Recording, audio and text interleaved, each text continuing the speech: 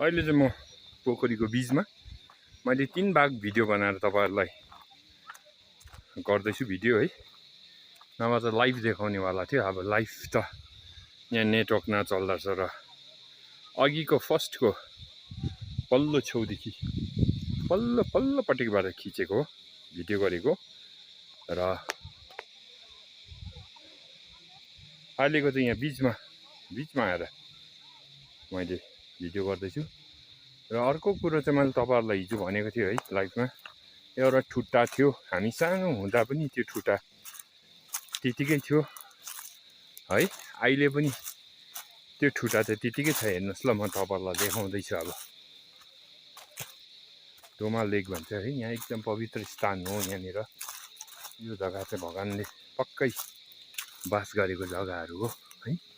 तपाईहरु पनि एकदम घुम्न आउनु भयो भने चाहिँ आउनुहोस्, एकदम नेचुरल ब्युटी है, एकदम अति नै राम्रो छ प्रकृतिले चाहिँ यहाँनिर। हेर्नुस् न वरिपरि यस्तो जङ्गल छ, हेर्नुस् न त्यसको बिचमा पोखरी है।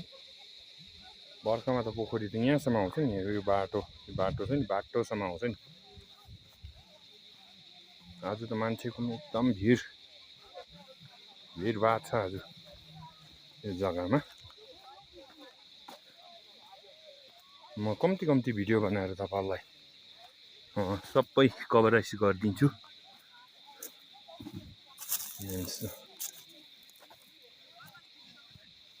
यो रुख भनेको तपाईहरुलाई, यो रुख यहाँ तल छ, यो रुख चाहिँ हेर्नुस् त, हामी सानो हुँदा पनि थियो यतिकै।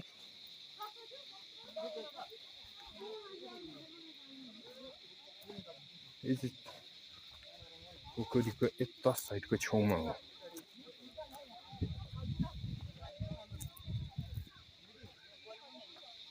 यो रुख चाहिँ एकदम हामी सानो हुँदा पनि यो रुख यतिकै थियो। अहिले चाहिँ फेन्सिङ लगाएको रहेछ यसमा है, यो रुखमा अहिले चाहिँ नचढ्नु भनेको रहेछ यो रुखमा। पहिला हामी चढ्थ्यौँ नि, यहाँदेखि माथिसम्म चढ्थ्यौँ।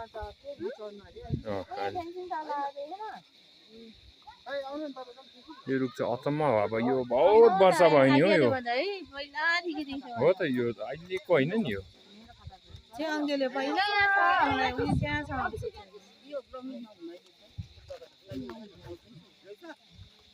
अब चाहिँ